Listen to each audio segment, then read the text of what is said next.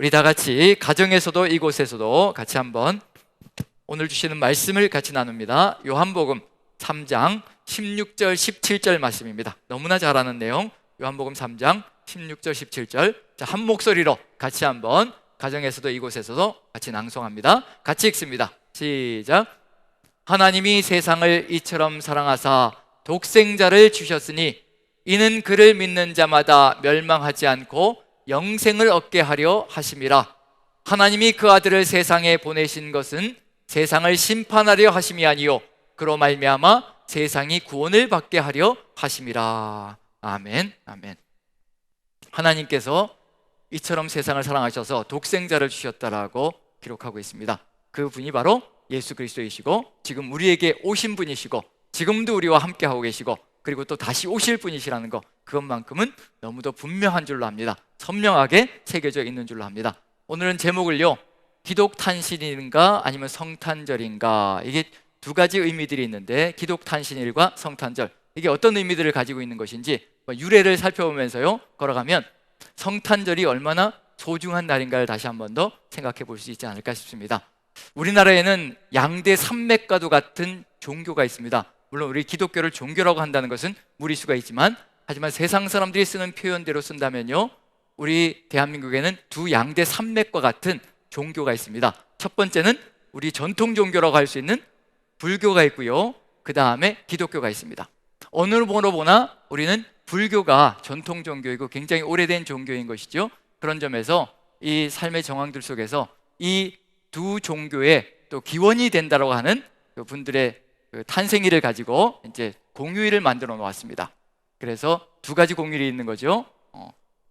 석가탄신일이 있고 그 다음에 성탄절이 있고요. 이렇게 두 가지 공휴일이 있는데, 그런데 이 공휴일이 나란히 한꺼번에 공휴일이 되지는 않았습니다.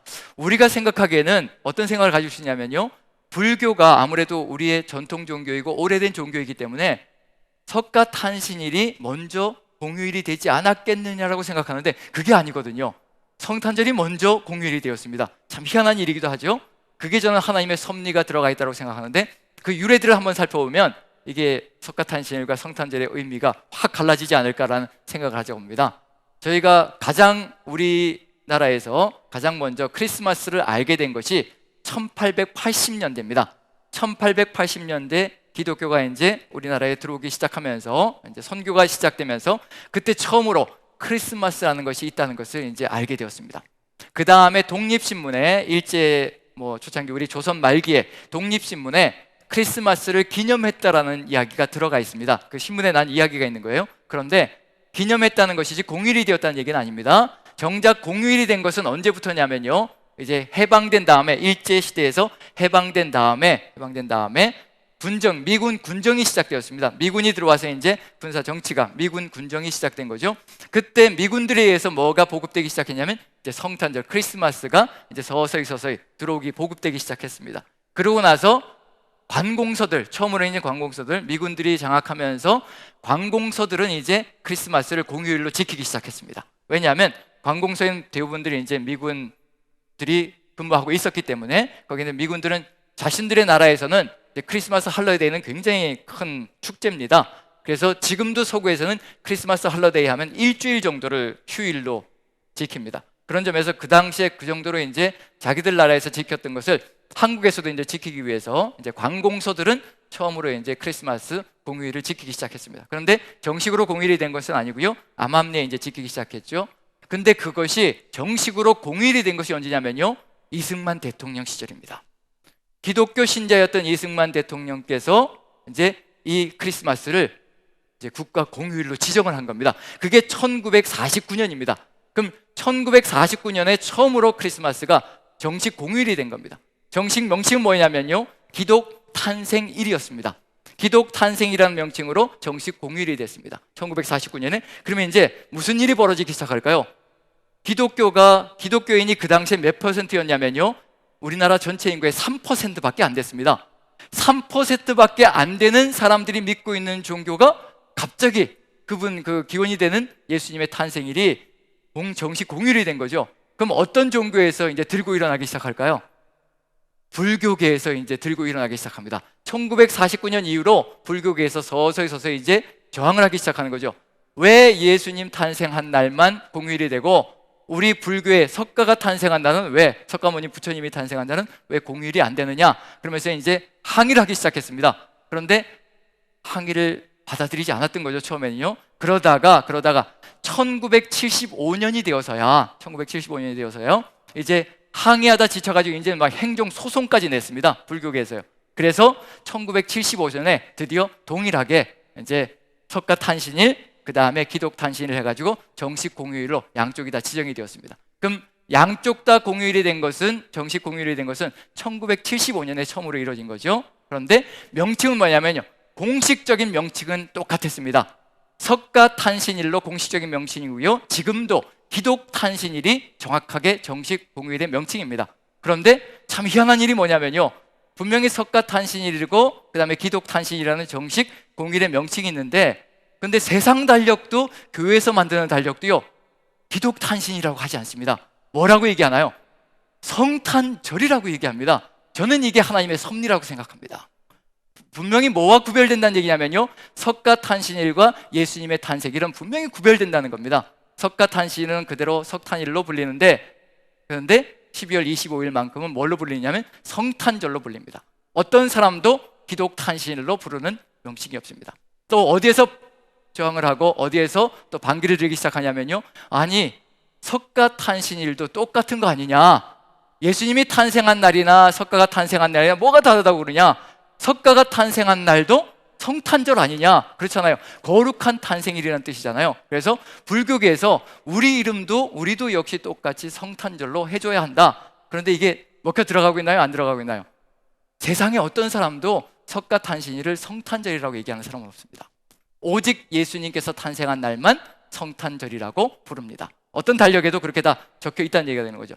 저는 이게 우연이 아니라 섭리라고 생각되어지고요, 우리나라 공휴일의 명칭 속에 끝에 일이라는 단어가 붙는 공휴일이 있고요, 그 다음에 절이 붙는 공휴일이 있습니다. 이거 다른 겁니다. 일이 붙는 것이 있고 절이 붙는 것이 있는데요, 절자를 붙이는 것은 아무 곳에나 붙이는 게 아닙니다. 우리 1년 달력 속에 4가지가 절자가 붙어 있습니다. 그런데 절자를 붙일 때는 반드시 어떤 이유가 들어가 있기 때문에요, 역사적으로 중요한 분기점이 되는 날이 바로 절자가 붙는 공휴일이 됩니다. 첫 번째로 뭐가 있을까요? 3.1절, 그 다음에 또 제헌절, 그 다음에요 광복절, 그 다음에요 개천절, 전부 다 우리 민족의 굉장한 분기점을 가지고 있는, 역사적인 분기점을 가지고 있는 날들을 절자를 붙입니다. 개천절은 이제 우리가 자주 독립으로 독립된 백성으로 살고 싶다, 목숨을 내어놓고라도 우리 독립된 백성으로 살고 싶다, 그 의지를 보여줬던 것이 바로 3.1절입니다. 그 다음에 제헌절은 이제 법치국가로서 법을 가지고 사는 새로운 백성이 되겠다는 그런 의미에서 제헌절을 제정했습니다. 그 다음에 세 번째로 광복절은 이제 일제치하에서 이제 새로운 백성, 독립된 백성, 이제는 새롭게 살아가는 백성이라는 의미에서 이제 광복절을 기념하고요. 개천절은 역시 마찬가지로 우리나라가 시작되어진, 이제 조선으로서, 고조선으로서 시작되어진 그 시작점을 보여준다면서, 이 절자가 붙었을 때는 뭐를 보여주냐면요, 역사적으로 새로운 분기점을 갖는 것. 그래서 일과 절은 상당히 다른 차이를 가지고 있습니다. 석가탄신이라고 명칭을 붙이고 또 세상 사람들까지도 성탄절이라고 부르게 만들어 가시는 하나님의 섭리가 무엇인가? 저는 완전히 다른 날이 바로 성탄절이기 때문에 그렇다고 확신합니다. 성탄절은 단순히 예수님이 태어난 날이 아니라 대한민국이 새롭게 거듭나는 날이 되고요, 세계가 새롭게 거듭나는 새로운 구원의 역사가 펼쳐지는 날이기 때문에 기독탄신일이 아니라 반드시 성탄절이 되어야 된다는 거, 전 그래서 이 명칭 안에도 뭐가 들어가 있다고 확신하냐면요, 하나님께서 이 세상에 새로운 역사의 분기점을 만들기 위해서 오신 날이 바로 성탄절이라는 것을 우리에게 알려주시기 위해서 세상 사람들까지도 기독탄신일이 아니라 성탄절이라고 부르게 하셨다라고 저는 확신합니다. 이 속에 하나님의 섭리가 들어있고 그 의미를 분명히 안다면 성탄절이 얼마나 대단한 날인가를 다시 한 번 더 생각해 볼 수 있을 것 같습니다. 그런 점에서 무엇을 한번 돌아봐야 될 필요가 있느냐면요, 그러면 도대체 어떤 날이길래, 성탄절이 어떤 날이길래 세상의 다른 종교와 구별되는, 다른 종교들은 절대로 따라올 수 없는 기독교만의 독특한 뭔가가 있기 때문에 성탄절이 되는 거잖아요. 그런 점에서 그 이유가 무엇인지를 분명히 안다면 우리는 자부심을 가지고 세상의 모든 종교들을 향해서요, 바로 우리는 성탄절을 기념하며 이 성탄절이 바로 세계 역사의 분기점이며 새로운 세상의 시작이다, 인간 구원의 시작이다라고 확신 있게 주장하며 선포할 수 있을 것이라고 생각되어집니다. 자, 무엇을 봐야 될 필요가 있냐면요, 이제 세상의 다른 종교들과 차이점이 무엇인지 분명히 봐야 되겠죠. 그래야 기독 탄신일이 아니라 성탄절이라는 것을 분명히 우리가 선포할 수 있기 때문에요. 자, 세상에 종교 화합을 추구하고요, 그리고 종교 간의 대화를 추구하는 수많은 사람들이 있습니다. 종교 간의 대화를 추구하고 화합을 추구하는 사람들의 특징이 뭐냐면요, 모든 종교는 다 똑같다는 겁니다. 모든 종교가 추구하는 방향도 똑같고 목적도 똑같다는 겁니다. 결국은 누구에게 닿기 위한 것이라고 얘기하냐면요, 신에게 닿고 진리에 닿아서 그 진리를 살고 그 신의 뜻을 따라서 살아가는 것, 그게 바로 모든 종교의 합일점이 아니냐. 그러니 우리가 뭐 싸울 필요가 있느냐, 같이 하나 되어서 그 신을 추구하고 그리고 그 진리를 따라서 살아가면 되지 않겠느냐. 그걸 얘기하면서 이제 두 가지 정도의 이론을 얘기합니다. 제가 여러분들에게 그 두 가지 정도의 이론을 같이 그림을 보면서 살펴볼 텐데요, 첫 번째 이론이 뭐냐면요, 첫 번째 이론이 등산 이론입니다. 등산로 이론. 한번 보시죠. 그림을 보시면요, 자, 저렇게 정상에 보면, 정상에 뭐가 대기하고 있나요? 정상에 올라가면 누가 기다리고 있다고 얘기하고 있나요? 정상에 올라가면 신과 진리에 도달할 수 있다고 얘기를 합니다. 그리고 불교, 기독교, 이슬람 다양한 종교들이 있는데 단지 이 모든 종교들은 선택한 등산로의 과정만 다를 뿐이지 결국 목적지에 올라가면 누구를 만난다는 거예요? 동일하게 전부 다 똑같이 같은 신, 같은 진리에 도달한다는 겁니다. 이게 바로 등산로 이론입니다.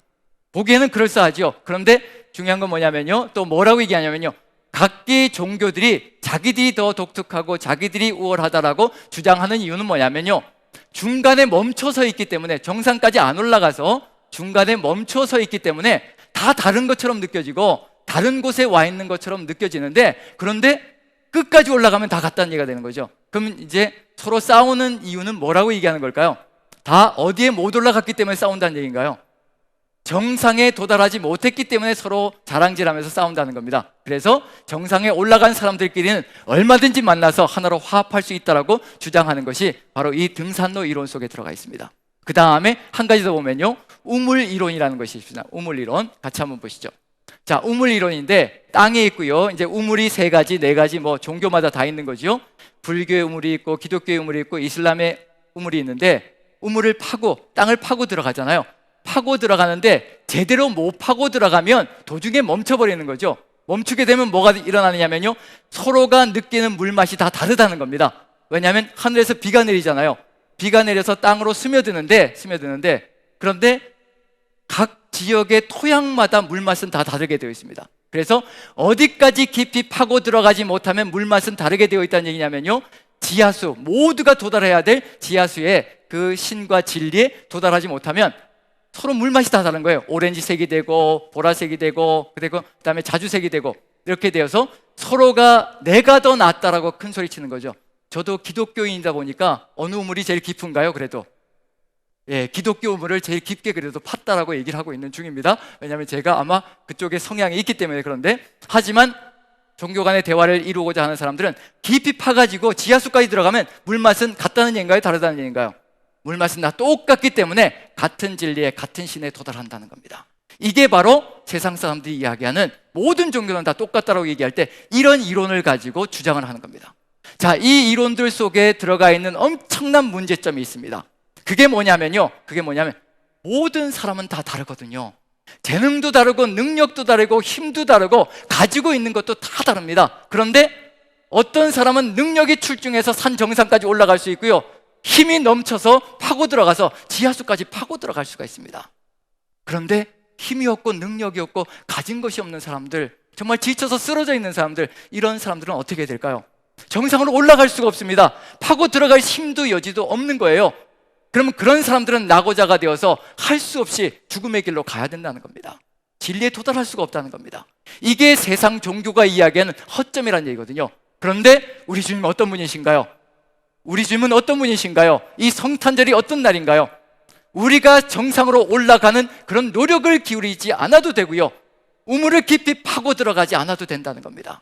우리는 그저 죄된 속성을 가지고 여기서 울부짖으며 도저히 내가 살아날 수 없습니다, 내가 이걸 도저히 헤쳐나갈 수 없습니다, 울부짖으며 처참하게 무너져 쓰러지는 그 순간에 누가 오신다는 얘기인가요? 우리를 위해서 오시는 겁니다. 이게 바로 우리가 믿고 있는 생명의 종교라는 겁니다. 다른 모든 종교들은요, 자신이 노력해서 올라가야 됩니다. 정상까지 올라가야지만 구원의 길이 있다라고 얘기를 합니다. 지하수까지 파고 들어가야 합니다. 그런데 우리가 무슨 힘이 있고 무슨 능력이 있다고 그 정상까지 다 올라갈 수 있겠습니까? 그것을 이루어낼 수 있는 사람은 이 세상에 아무도 없을 겁니다. 정상이 어디인지 끝이 어디인지 아무도 알지 못하거든요. 그런데 그런 상황 속에서 우리 주님께서 우리에게 오셨다는 것은 이건 새로운 시작을 여셨다는 것과 똑같은 얘기입니다. 죄된 속성을 가지고 있는 인생들에게 오셨다. 새로운 시대를 여시고 새로운 시작을 여셨다는 것을 그대로 보여주는 겁니다. 그게 뭐냐면 이제 로마서 10장의 내용입니다. 같이 한번 보시죠. 로마서 10장 보시면요, 5절부터 같이 한번 읽어봅니다. 5절만 같이 읽습니다. 시작. 모세가 기록하되 율법으로 말미암는 의를 행하는 사람은 그 의로 살리라 하였거니와, 이렇게 행함으로 뭔가 산으로 올라가려고 하고 그 다음에 또 땅으로 파고들려고 자기의 힘과 능력으로 가려고 하는 사람들, 그것으로 살리라고 하지만 절대로 그렇지 않다는 것을 얘기하는 겁니다. 6절 보시면요, 이렇게 얘기하십니다. 같이 한번 읽습니다. 시작. 믿음으로 말미암는 의인은 이같이 말하되 내 마음에 누가 하늘에 올라가겠느냐 하지 말라 하니, 올라가겠느냐 하면 그리스도를 모셔 내리라는 것이요, 올라가려고 애쓰는 사람들 절대 못 올라간다는 겁니다. 죄된 인생들이 어떻게 하나님께 가까이 할 수 있겠으며 어떻게 하나님께로 나아갈 수 있겠냐는 얘기예요. 죄인된 속성을 가진 사람은요, 하나님을 보는 그 순간에 죽음으로 끝장나게 되어 있습니다. 우리가 올라가는 그 순간에 우리는 살아날 수도 없는 존재가 된다는 얘기거든요. 절대로 올라갈 수도 없고 올라가서 하나님을 끄집어내려서 내가 원하는 방식대로 할 수도 없다는 겁니다. 그걸 얘기하고 있는 중입니다. 절대로 우리는 올라갈 수도 없다는 거. 그리고 7절 보시면요, 같이 한번 읽습니다. 시작. 혹은 누가 무정에게 내려가겠느냐 하지 말라 하니, 내려가겠느냐 하면 그리스도를 죽은 자 가운데서 모셔 올리려는 것이라. 어떻게든지 내가 영생을 얻기 위해서요, 죽음의 세계까지 들어가 가지고 나에게 생명을 달라고 아무리 몸부림을 쳐대도 절대로 영생은 우리에게 오지 않는다는 겁니다. 그리스도를 끄집어낼 수도 없는 그런 삶의 정황이 바로 우리의 삶의 정황이라는 겁니다. 올라갈 수도 없고 내려갈 수도 없고 지금 이 상황 속에서 그 자리에 앉아서 죽을 수밖에 없는 것이 우리의 인생길이었다는 것을 분명히 보여주고 있는 중입니다. 그런데 우리에게 새 길이 열렸다는 겁니다. 8절입니다. 같이 한번 읽어보죠. 8절 같이 읽습니다. 시작. 그러면 무엇을 말하느냐? 말씀이 내게 가까워 내 입에 있으며 내 마음에 있다 하였으니 곧 우리가 전파하는 믿음의 말씀이라. 누가 오신 거예요? 말씀이 뭐가 돼서 오신 건가요? 말씀이 육신이 되어서 우리에게 오셨으니 이제 우리가 해야 되는 무엇일까? 이것만 하면 된다는 겁니다. 높이 올라갈 필요도 없고 밑으로 파고 들어갈 필요도 없습니다. 자, 9절 10절 같이 읽습니다. 같이 시작.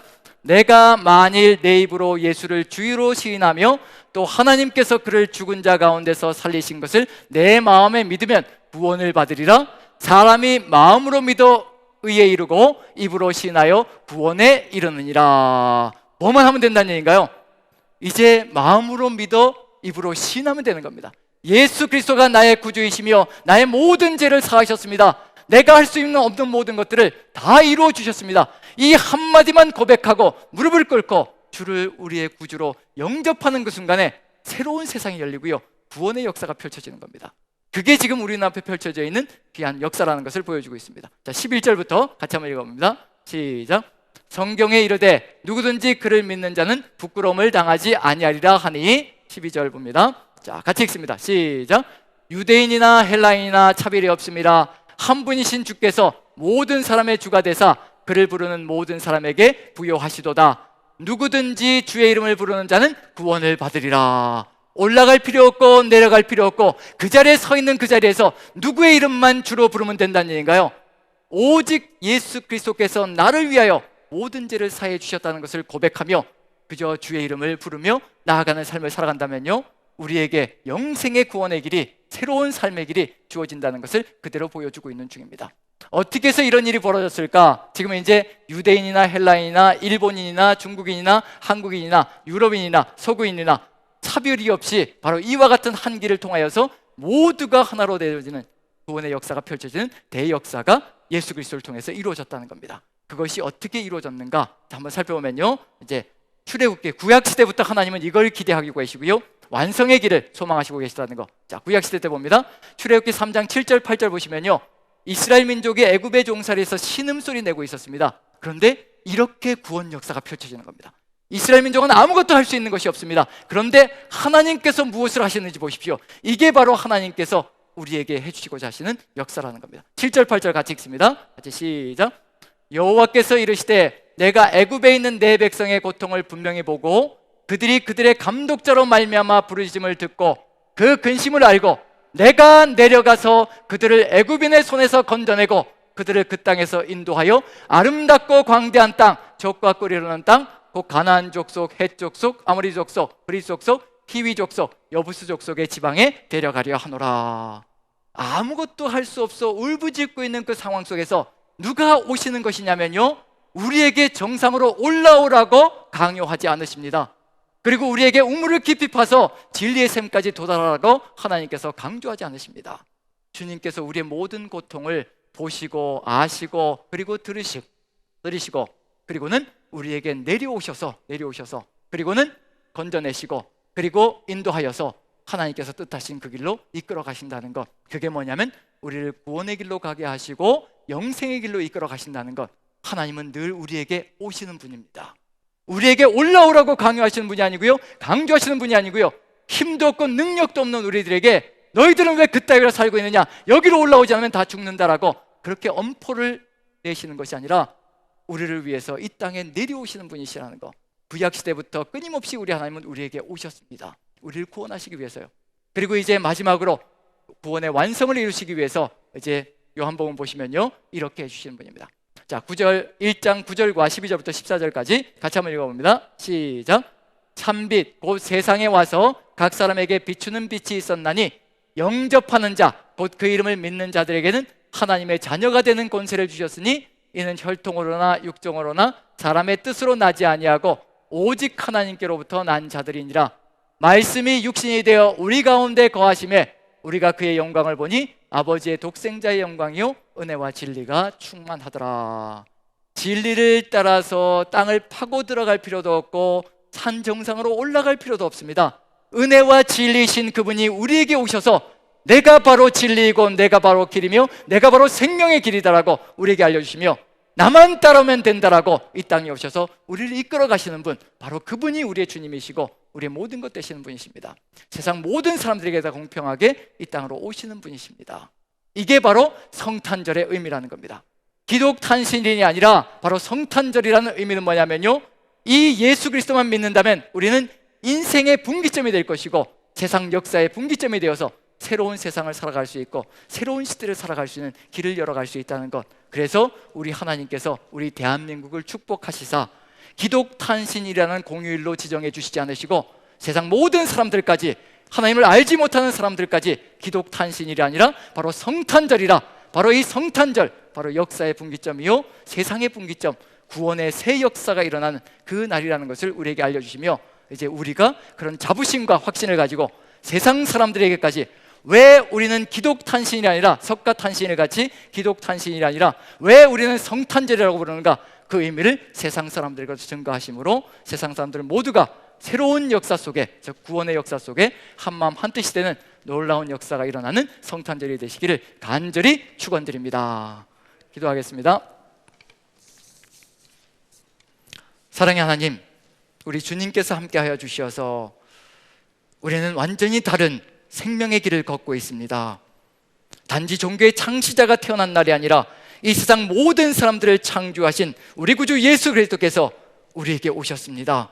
우리에게 생명을 주시기 위하여 우리에게 오셔서 우리를 진리의 세계로 이끌어 가시는 살아계신 하나님이심을 믿고 확신합니다. 우리에게 오늘 오신 것, 우리에게 생명을 주시고 우리가 그 진리 안에서 살기를 간절히 소망하시며 우리가 그 뜻 가운데 승리하며 걸어가기를 간절히 소망하시는 주님의 그 깊고 깊으신 뜻을 마음에 새기게 도와주시옵소서. 이 성탄절을 마음에 새기고 세상 모든 사람들에게 이 성탄절의 깊고 깊은 의미를 다시 한 번 더 증거하며 주님께로 나올 수 있는 길을 열어가는 우리가 모두가 될 수 있도록 주께서 함께 하시고 은혜와 사랑과 능력으로 더하여 주시옵소서.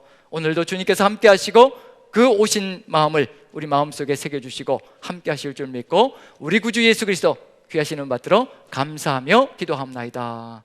아멘.